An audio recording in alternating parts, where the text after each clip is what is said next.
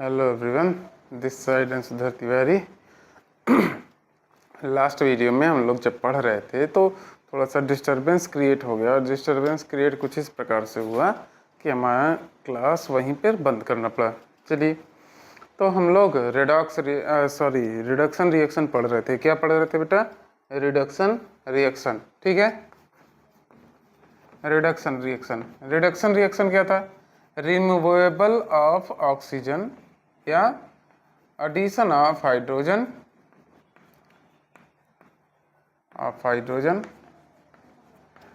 and या फिर और रिमूवेबल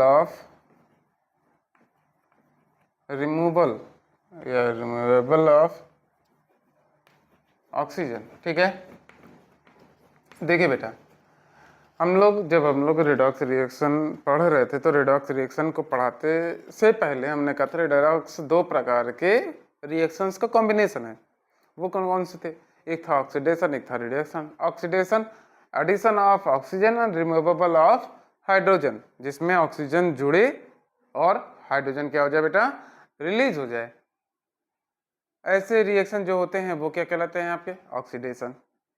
या फिर दूसरा वाला क्या था बेटा? दूसरा था आपका कि एक ऐसा रिएक्शन जिसमें हाइड्रोजन ऐड हो जाए। अब पहले वाले में ऑक्सीजन ऐड हो रहा था, अब इसमें क्या हो रहा है? हाइड्रोजन ऐड हो रहा है। और रिमूव कौन होगा? ऑक्सीजन होगा। तो ऐसे टाइप के रिएक्शन जिसमें ऑक्सीजन आपका रिमूव हो और हाइड्रोजन क्या हो जाए? रिसीव हो जाए, ऐसे रिएक्शन को क्या कहते थे आप? Reduction reaction. ठीक ना? हम लोग उदाहरण कर रहे थे। क्या कर रहे थे बेटा? उदाहरण था आपका copper oxide CuO plus carbon. ठीक ना? कॉपर ऑक्साइड प्लस कार्बन, ये जब बेटा गया तो ये क्या हो रहा है? यहाँ पे देखिएगा, कॉपर मेटल है, ऑक्सीजन एक गैसियस फॉर्म में है। ये रिएक्शन होकर कॉपर जो ग्रीनिश आपका कॉपर हो जाता है ना, ग्रीन कलर का। कॉपर के बारे में आपने देखा होगा, ग्रीन कलर का वो मुरझाने के बाद हो जाता है। तो ये जब आप इसको कार्बन के कांटेक्ट में लेके आते हैं तो ये क्या हो जाता है बेटा? ये आपका कॉपर अलग हो जाता है और क्या साथ में बनता है? आपका साथ में बनता है कार्बन मोनोऑक्साइड, जिसको हम लोग रिप्रेजेंट करते हैं किससे बेटा? CO से। ठीक है ना? ये आपका क्या है? Reduction reaction. ऐसे ही आपका जो लोहे का मूर्छा होता है उसका केमिकल फॉर्म है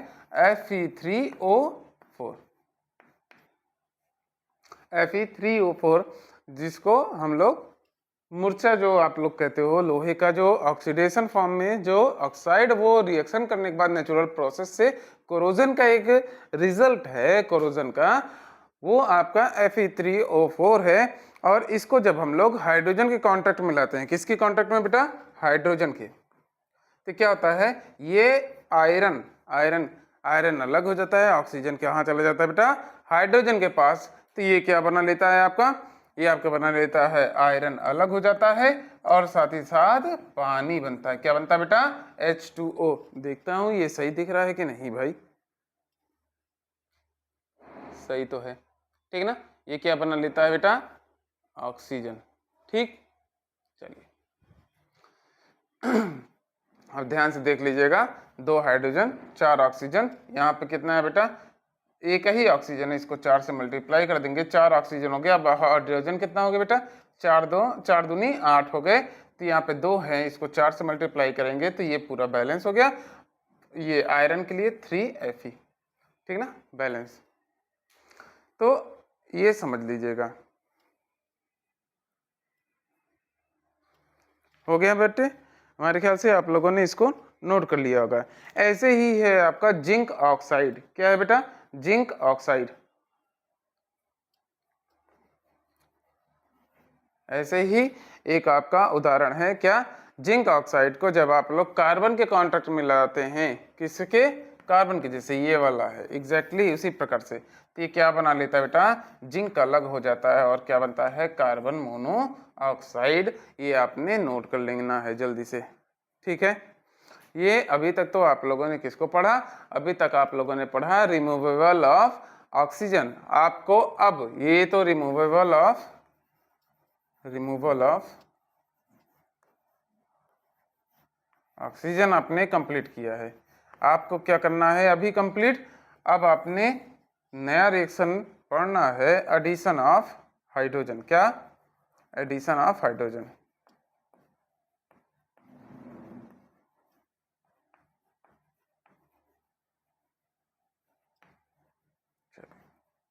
एडिशन ऑफ हाइड्रोजन वाले कुछ रिएक्शन आपने नोट करने हैं ताकि आपके कंप्लीट हो जाएं। जैसे क्लोरीन को यानी कि Cl2 को हाइड्रोजन के कांटेक्ट में लाते हैं तो ये क्या बनाता है बेटा? HCl, हाइड्रोक्लोरिक एसिड का फॉर्मेशन हो जाता है आपका। ठीक है, कोई दिक्कत? ऐसे ही आपका और एक उदाहरण है जिसको कहते हैं हम लोग H2S को क्लोरीन के कांटेक्ट में ले आते हैं।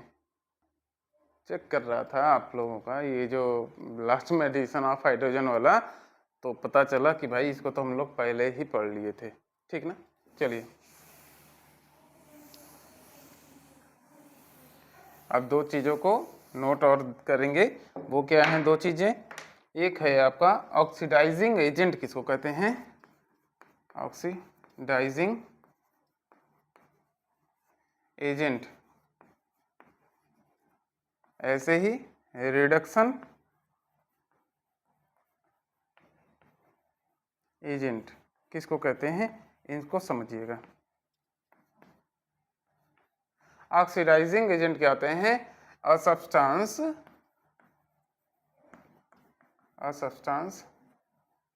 दैट प्रोवाइड ऑक्सीजन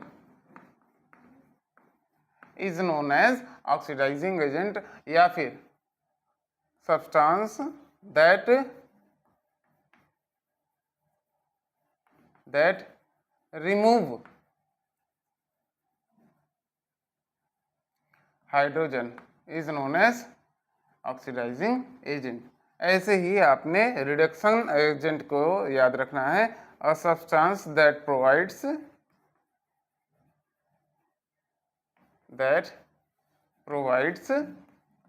ठीक ना, जो प्रोवाइड कर रहा है हाइड्रोजन को वो क्या है? ऑक्सीडाइजिंग एजेंट है और रिडक्शन एजेंट है। और जो रिमूवल ऑफ कर रहा है अ सब्सटेंस, यहाँ पर और का अ सब्सटेंस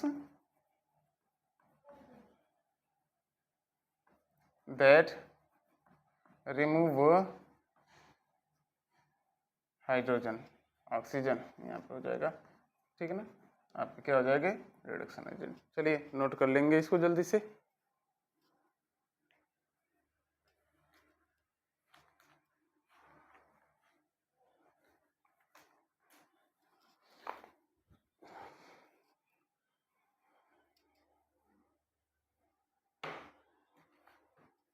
हमारे ख्याल से आप लोगों ने इसको नोट कर लिया होगा, आपका कंप्लीट हो गया होगा।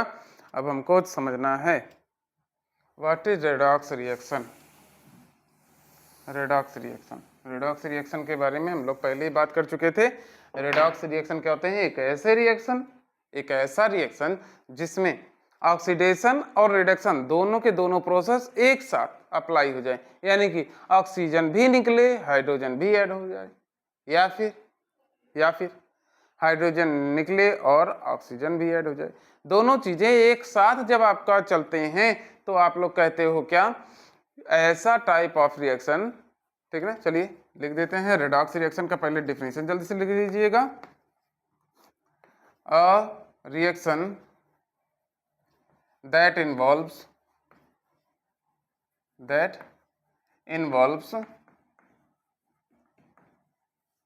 oxidation and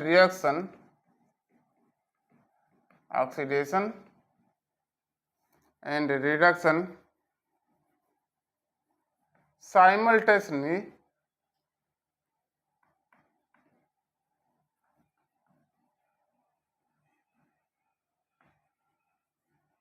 is known as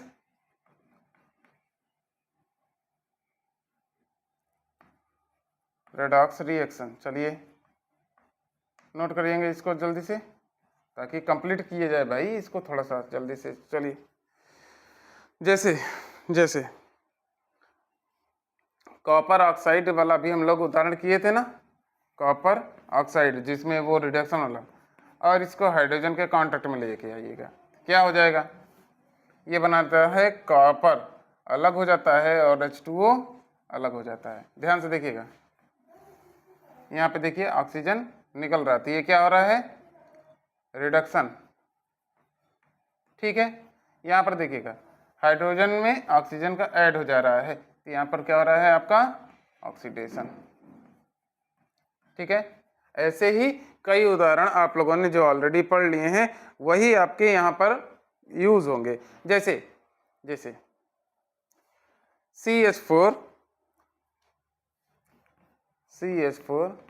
plus CH4 plus oxygen, ये आज का ना अरेंजमेंट थोड़ा सा सही नहीं है। चलिए एक मिनट में देखूं तो कुछ तो दिक्कत हो रही है।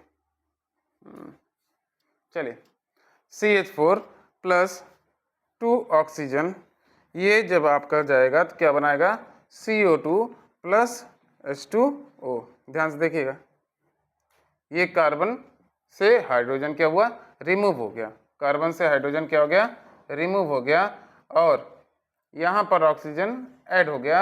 यहाँ पर ध्यान से देखिएगा, दोनों में कार्बन से हाइड्रोजन रिमूव हो गया बेटे, तो ये आपका क्या बना लिया है, यहाँ पर बन रहा है ऑक्सीडेशन, ऑक्सीजन ऐड हो जा रहा है या हाइड्रोजन रिमूव हो रहा है, तो ये क्या हो गया आपका ऑक्सीडेशन।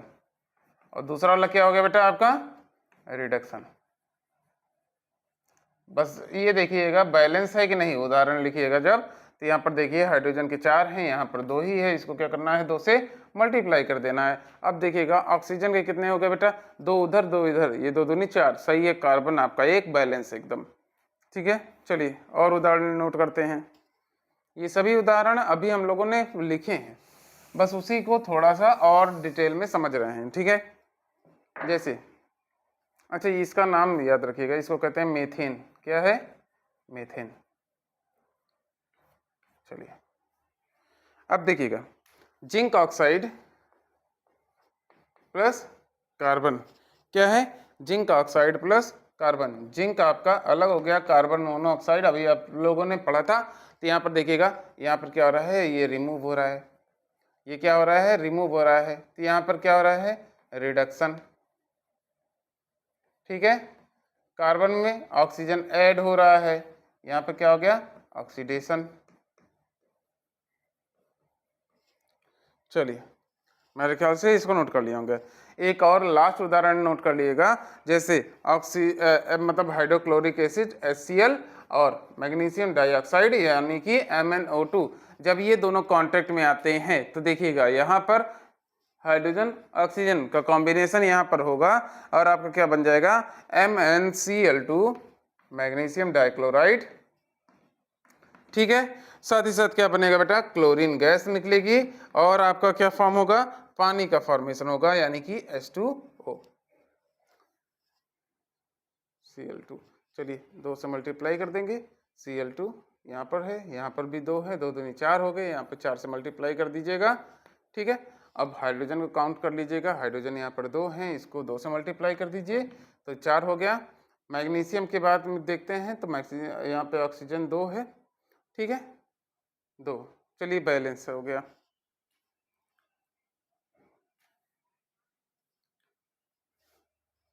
चलिए इसको ध्यान से देखेंगे, 2 से मल्टीप्लाई हो गया तो ये क्लोरीन भी 4, नहीं क्लोरीन तो बैलेंस था यार, ऑलरेडी था। चलिए चलिए सॉरी यहाँ पर देख लीजिएगा हाइड्रोजन का निकलना, हाइड्रोजन क्या हो रहा है, निकल रहा है। ठीक है, यहाँ पर ऑक्सीडेशन हो रहा है, और कहाँ ऑक्सीडेशन हो रहा है बेटा, आप ध्यान से देखेंगे तो हाइड्रोजन यहाँ से यहाँ पर देखिए ऑक्सीजन निकल रहा है, तो यहाँ पर क्या हो रहा है, रिडक्शन। चलिए नोट कर लीजिएगा, आपका कंप्लीट हो गया यहाँ पे। ठीक है, रेडॉक्स रिएक्शन यहीं पर कंप्लीट होगा।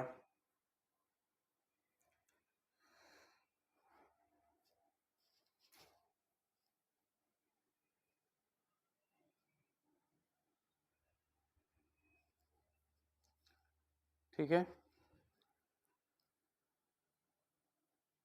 अब देखिएगा बाबू, इफेक्ट जो ऑक्सीडेशन रिडक्शन का होता है वो डेली लाइफ में कैसे होता है, अब इसको देखिएगा।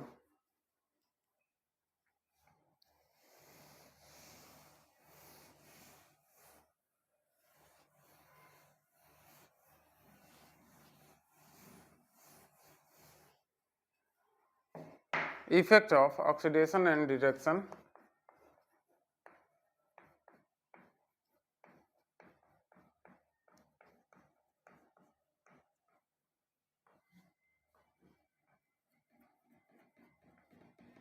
in our daily life, in our daily life. देखिएगा बेटा, देखिए पहली बात समझिएगा, ऑक्सीडेशन रिडक्शन जो है ना आपके डेली लाइफ में बहुत सारी जगहों पे अवेलेबल होता है। देखिए कोई भी चीज़ आप लोग जैसे कुकिंग वगैरह हम लोग करते हैं तो गैस की जलाने की ज़रूरत होती है, या कोई भी लकड़ी जलाने की ज़रूरत होती है। तो एक बात याद रखिएगा, आप लोगों ने इसको बारे में सुना भी होगा कि कोई भी प्रकार का फ्यूल जलने के लिए आपका प्रेजेंस जरूरी होता है, किसका? ऑक्सीजन का। इसके बारे में जरूर सुना होगा कि ऑक्सीजन के अनुपस्थिति में आपका कभी भी जलने वाला काम नहीं हो सकता। तो दो चीजें हैं बेटे, यहां पर याद रखिएगा, ये बेनिफिटेबल भी होती हैं। क्या है? बेनिफिटेबल, या फिर ये डैमेज भी क्रिएट कर सकते हैं। क्या? डैमेज। बेनिफिटेबल में जैसे हम लोगों ने अभी आप लोगों ने पढ़ा ना कि आप लोगों ने क्या किया कि लकड़ी को जलाने के लिए, किसी भी प्रकार के फूल को क्या कहते हैं, फ्यूल को जलाने के लिए, या फिर अपना जो खाना डाइजेशन है उसको करने के लिए हम लोग ऑक्सीडेशन या रिडक्शन ही करते हैं, टू बर्न द फ्यूल। ये क्या है बेटा? आपका बेनिफिट में आ गया, तभी तो भाई खाना पकेगा। और दूसरा क्या है? दूसरा क्या है? पहले तो हमने ये हो गया, दूसरा डाइजेशन जो हमारे होता है भाई, बिना सांस लिए तो आप कर नहीं जा सकते हैं डाइजेशन ऑफ फूड हमारे अंदर। तो यहाँ पर भी क्या होता है, आपका ऑक्सीडेशन का प्रोसेस हो रहा है, तभी आपका ये आप लोग खाने को पचा सकते हैं। अब वहीं पे डैमेज की बात करें तो डैमेज में सबसे बड़ा डैमेज तो है बेटा मूर्छा का लग जाना। हर एक प्रकार के मेटल जब एयर के कांटेक्ट में आते हैं तो रिएक्शन करते हैं और वो डैमेज होते रहते हैं धीरे धीरे धीरे धीरे करके। एक लॉन्ग प्रोसेस से सही, कोई कोई बहुत शॉर्ट प्रोसेस में आपका कंप्लीट हो जाता है और वो खराब हो जाता है, और कोई कोई एक लंबा प्रोसेस बनाता है और उसके बाद खराब होता है। तो एक बात याद रखिएगा कि बेनिफिट तो हैं, लेकिन इसके डैमेज जो हैं, पहला तो यही है कोरोजन, और दूसरा क्या है बेटा? रेंसिडिटी। रेंसिडिटी क्या होता है? रेंसिडिटी होता है फैट का खराब हो जाना, जिसकी वजह से हमारे खाने जो होते हैं ऑयल्स जो उसमें पड़े होते हैं ना, ऑयल और फैट, तो ये क्या होते हैं जब ऑक्सीजन वगैरह के कांटेक्ट में आते हैं तो धीरे धीरे धीरे धीरे क्या होते हैं, ये गंध छोड़ देते हैं, और गंध छोड़ने के कारण ही ये खराब हो जाते हैं। तो ऐसे जिसमें मेटल्स वगैरह डैमेज जब होते हैं, ये किसके लिए बेटा? मेटल्स के लिए है, और ये किसके लिए है? ऑयल्स एंड फैट के लिए। ठीक है ना? आपका डैमेज जब होता है तो वही क्या कहलाता है? Rancidity and corrosion. अब इसको जल्दी से एक बेसिक रिप्रेजेंटेशन करिए, तब हम लोग इसको कंप्लीट करें। चलिए, सबसे पहली बात, हमें ये नहीं पढ़ना है, ये नहीं पढ़ना है, हमें पढ़ना क्या है? Corrosion and rancidity. चलिए,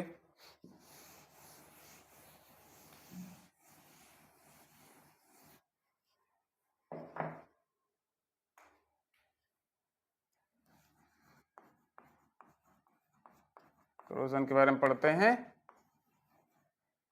slow but spontaneous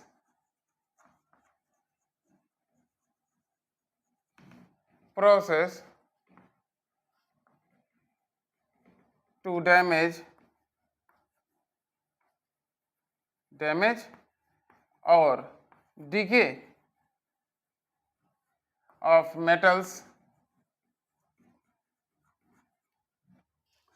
Slow but spontaneous process to damage or decay of metals due to the interaction of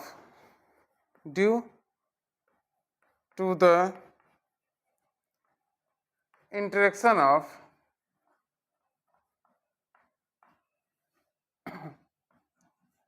few environmental due to the interaction of few environmental substances is known as corrosion। ठीक ना। अब वो environmental जो आपके substances हैं वो कौन कौन हो सकते हैं? ऑक्सीजन गैस हो सकता है, या फिर पानी हो सकता है। पानी भी एक कंपोनेंट है ना भाई, मूर्छा लगने का कारण जो होता है एक पानी भी होता है और ऑक्सीजन की प्रेजेंस भी होती है। तो ये आपके क्या हो गए? इन्वायरमेंटल कारण बन गए कोरोजन। क्या? और मेटल का जब डिके होता है धीरे धीरे वो छोटे छोटे टुकड़ों में टूटता है तो वही क्या कहलाता है? आपका कोरोजन करवाता है। चलिएगा नोट करिएगा। जैसे उदाहरण डालते हैं, जैसे आयरन ले लिया, आयरन बार है समझ लीजिएगा। आयरन बार को ऑक्सीजन के कांटेक्ट में आने पे, ऑक्सीजन के कांटेक्ट में आने पे और इसमें वाटर की प्रेजेंस में, iron in the contact of oxygen in the presence of water, ये किस में टूट जाता है बेटा? Fe2O3। साथ ही साथ थोड़ा सा इसमें H2O होता है और ये कितनी मात्रा में इसको ना रिप्रेजेंट हो पाए इसके लिए हम लोग क्या करते हैं? X से इसको रिप्रेजेंट कर देते हैं। ठीक ना, ध्यान से देखिएगा। अब यहाँ पर 2 है तो ये 2 हो गया, यहाँ पे 2 है 3 से मल्टीप्लाई करो, यहाँ पे 2 से कर दो। ठीक है, ये कंप्लीट आपका हो गया। तो ये क्या है? कोरोजन ऑफ आयरन है। क्या है? Corrosion of iron. नोट कर लीजिएगा। चलिए इसी को हम लोग कोरोजन ऑफ आयरन को ही बोल देते हैं रस्टिंग, रस्टिंग ऑफ आयरन।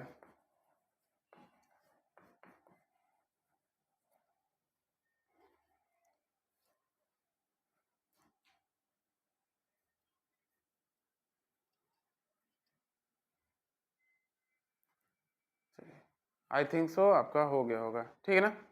चलिए रेंसिडिटी के बारे में हम लोग पढ़ लेते हैं कि रेंसिडिटी क्या होता है।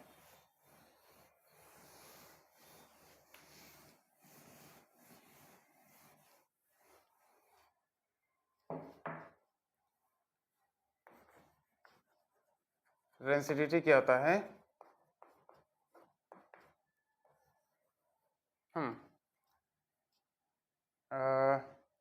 फॉर्मेशन या क्रिएशन ऑफ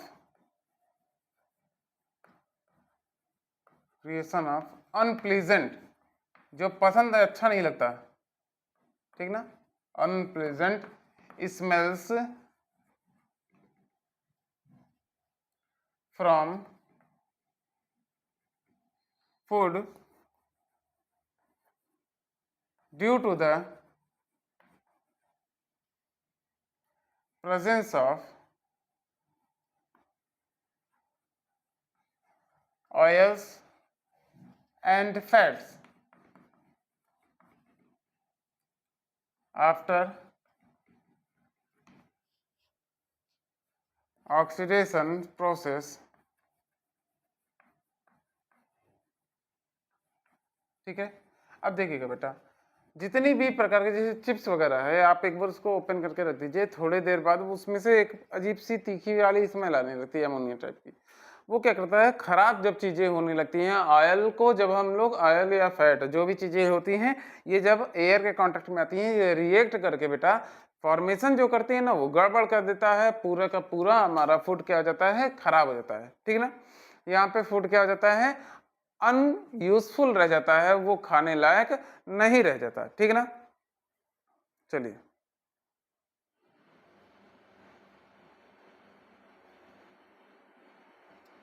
और इसमें और क्या होता है? साथ ही साथ इसमें आपका रिड्यूस हो जाता है, रिड्यूस द न्यूट्रिशन वैल्यू।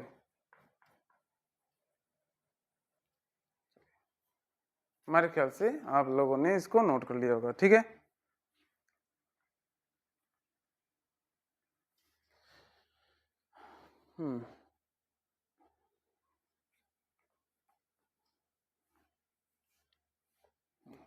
अब कोरोजन को और रेंसिडिटी को बचाया कैसे जाता है, मतलब ना हो इनको, इनका प्रिकॉशन क्या है, प्रिवेंट कैसे किया जाए और किसी भी मेटल को मतलब रस्टिंग वगैरह से और फूड को रेंसिडिटी से। तो पहली बात,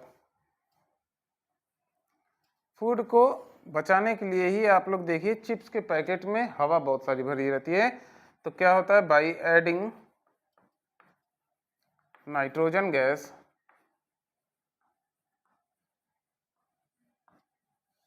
इन फूड,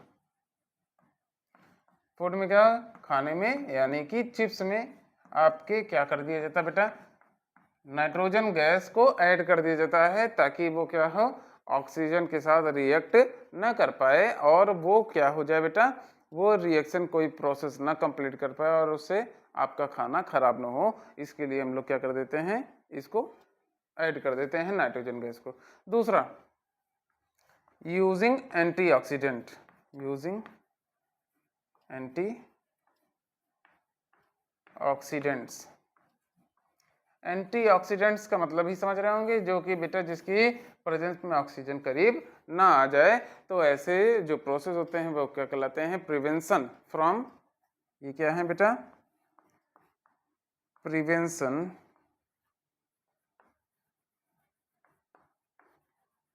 प्रिवेंशंस हैं, ठीक ना। कैसे इन सब चीजों से बचा जा सकता है वो क्या कहलाते हैं आपके प्रिवेंशंस। चलिए, रेंसिडिटी का प्रिवेंशन तो आपने सीख लिया, लेकिन कोरोजन से प्रिवेंट कैसे किया जाए, अब इसको भी समझिएगा। कोरोजन से कैसे प्रिवेंट किया जाए इसको नोट कर लीजिएगा, 2-3 उदाहरण, ठीक ना। जैसे आप लोग खुद ही देखे होंगे, साइकिल की चैन होती है, लोहे की बनी होती है, और उसको प्रिवेंट करने के लिए क्या करते हैं, यूज करते हैं कोटिंग, ऑयल्स, ग्रीस, ठीक ना, पेंट, ठीक ना, या फिर मेटल्स को यानी कि एल्युमिनियम मेटल को मेटल कोटिंग, ठीक ना। बहुत सारे जैसे कई मेटल्स होते हैं उनको बचाने के लिए, जैसे आयरन का ये होता है, क्या करते हैं बेटा, 2-3 तरीके से आयरन को प्रिवेंट करते हैं हम लोग कोरोजन से, ठीक है ना। पहला, आप लोग देखे होंगे शटर वगैरह जो इसके मतलब दुकान पे कभी गया होगा या चैनल जिसके घर में लगा होगा, उसमें देखिएगा बीच बीच में हमको क्या करना पड़ता है, उसमें ऑयलिंग करनी पड़ती है। ऑयलिंग से होता क्या है, जहां पर ज्वाइंट्स होते हैं ना, ऑयलिंग करने पे वहां पर ज्वाइंट रिएक्शन नहीं कर पाते और वो मोटे नहीं हो पाते, और उससे क्या होता है, फ्रिक्शन लो बना रहता है। अगर नहीं ऐड किया जाएगा तो क्या होगा, ऑक्सीजन या पानी के साथ रिएक्शन करने के बाद वो क्या हो जाएगा, थोड़ा थोड़ा वो क्वांटिटी में बाहर की ओर निकलेगा और रफनेस क्रिएट होने के कारण वहां पे फ्रिक्शन ज़्यादा क्रिएट होगा और इससे गेट आसानी से क्लोज या खुलेंगे नहीं। ऐसा ही आप लोग पेंट का यूज़ करते हैं, घरों के मेन गेट वगैरह पे हम लोग पहले पेंट जरूर करवा लेते हैं तभी उसको लगाते हैं। ग्रीसिंग के आप लोग देखे होंगे, जैसे जिसके घर में दुकान वगैरह होगा, शटर जिसको कहते हैं हम लोग, शटर, शटर को कभी देखिएगा, शटर के किनारे किनारे जिसमें वो फंसे रहते हैं ना, आप लोग उस पर अगर कभी कभी भी बाई मिस्टेक उसमें उंगली गई होगी तो उंगली पूरी काली हो जाती है। तो होता क्या है, वहां पर ग्रीसिंग की जाती है, और ग्रीस क्या होता है, वो आयरन के फ्रिक्शन से जो उसमें डिके होता है, जो उसमें टूटता है, वो ऐड होता रहता है, और उस वो आयरन के ऐड होने से वो क्या हो जाता है, धीरे धीरे एक लॉन्ग प्रोसेस के बाद वो काले कलर का हो जाता है। तो वहां पर भी आपके रस्टिंग को रोकने के लिए क्या यूज किया जा रहा है बेटा, ग्रीस का। अब इसी प्रकार से 2 प्रकार के और मैं तरीके बता रहा हूँ रस्टिंग से बचने के। एक तो आप लोगों ने पढ़ा होगा अलॉय का, अलॉय क्या, अलॉय पिछली साल पढ़ा होगा, 9th में का सिलेबस में था। अलॉय क्या होता है, 2 या 2 से अधिक मेटल्स का मिक्सचर होता है अलॉय। अब आप लोगों ने पढ़ा होगा कि ये क्या कहते हैं आपके स्टील के बारे में, कार्बन स्टील जिसको कहते हैं, या कभी कभी स्टील कहते हैं, या कभी कभी स्टेनलेस स्टील कहते हैं, वो होते क्या है, तो आयरन ही होता है, प्योर फॉर्म नहीं होता, उसमें कार्बन वगैरह और कई इम्प्योरिटीज को ऐड करके उसको फॉर्म किया जाता है, जिससे एक शाइनी सरफेस मिलता है और रिएक्शन कम से कम होता है।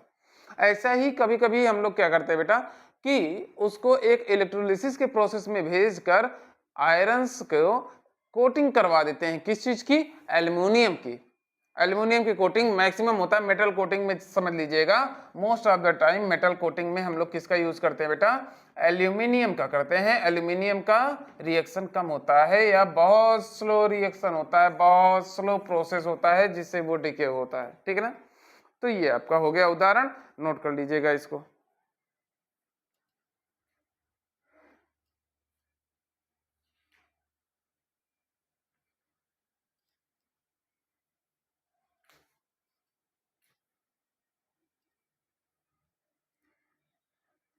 हो गया बेटे? आई थिंक आप लोगों का हो गया होगा। अब हम लोग समझते हैं कि कोई भी रिएक्शन होता है तो वहां पे क्या होता है? एनर्जी का एक्सचेंज होता है। क्या होता है? Energy exchange.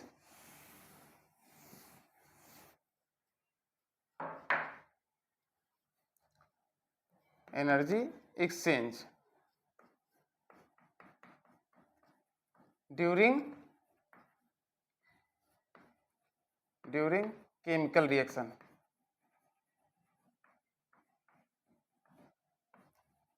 केमिकल रिएक्शन जब कोई होता है तो उस समय दो प्रकार से एनर्जी का एक्सचेंज होता है। वो दो प्रकार क्या हैं? एक को कहते हैं हम लोग एक्सोथर्मिक रिएक्शन, एक्सोथर्मिक रिएक्शन, ठीक ना। और दूसरा क्या होता है बेटा? Endothermic reaction.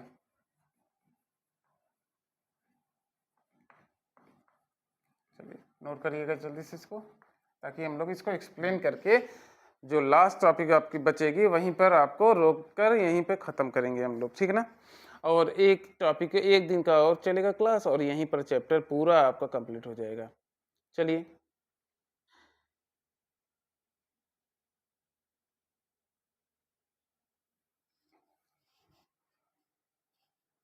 चलिए हो गया।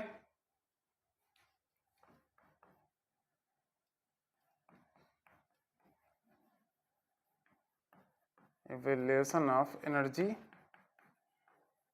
या एनर्जी को ही समझिएगा हीट। एक ऐसा रिएक्शन जो रिएक्शन प्रोसेस के बाद जब रिएक्शन दो कंपाउंड या दो प्रकार के सब्सटेंसेस को कांटेक्ट में ले आते हैं तो एक नए प्रकार का सब्सटेंस फॉर्म हो और उस सब्सटेंस के साथ साथ वो क्या हो जाए? थोड़ा सा गर्म हो जाए। तो एक ऐसा रिएक्शन जिसमें आपकी हीट बाहर की ओर निकलने लगती है तो वो क्या कहलाता है? आपका एक्सोथर्मिक। एक्सो बाहर, एंडो इन की ओर कर रहा है बेटा, अंदर की ओर। एक ऐसा रिएक्शन जिसको कंटिन्यू करने के लिए या जिसको प्रोसीड करने के लिए हमको क्या करना पड़े? ऐड करना पड़े, यानी कि एडिशन ऑफ हीट, वो क्या कहलाते हैं? आपके एंडोथर्मिक रिएक्शन। एक ऐसा रिएक्शन जिसको प्रोसेस करने के लिए हमको बाहर से एनर्जी को देना पड़े, और किस सोर्स में? हीट के सोर्स में। आप लोग कई केमिकल रिएक्शन के बारे में सुने होंगे जिसको करवाने के लिए क्या करना पड़ता है बेटा? बाहर से हीट देना पड़ता है। और इसी में हम लोगों ने एक पढ़ा भी था कि कोई भी प्रकार का शुगर आप ले लीजिए और शुगर को लगातार गर्म करेंगे तो वो आपका क्या हो जाता है बेटा? टूट जाता है, और गर्म करने पे वो कार्बन वगैरह में टूट बनता है। और यहाँ पर आपका कौन सा था बेटा? ऐड कर रहे थे एनर्जी को, जला रहे थे, बाहर से हमको एनर्जी देनी पड़ रही थी, वो क्या थे? आपके एंडोथर्मिक रिएक्शन थे। चलिए नोट करेंगे। चलिए आज यहीं पर क्लास को रोकते हैं ताकि कल हम लोग एक छोटी सी ही सही लेकिन एक क्लास हो और आपका जो बचे खुचे थोड़े बहुत टॉपिक हैं वो आपके क्लियर आउट हो जाएं और आप लोग इसको खूब बढ़िया से नोट्स को कंप्लीट कर लें। चलिए आज यहीं पर क्लास रोकते हैं। एक चीज़ भाई, सभी लोग इसको ना शेयर कीजिए, थोड़ा सा लाइक कीजिए, कमेंट कीजिए और सब्सक्राइब भी कीजिए। कई लोग हमारे अबाउट 45-50% व्यूअर ऐसे हैं जो कि सब्सक्राइब नहीं किए हैं, तो भाई सब्सक्राइब करते रहिए। और हाँ, सब्सक्राइब करने के बाद एक बेल आइकन होता है उसको भी दबा दीजिएगा ताकि नोटिफिकेशन आपको मिलता रहे। धन्यवाद।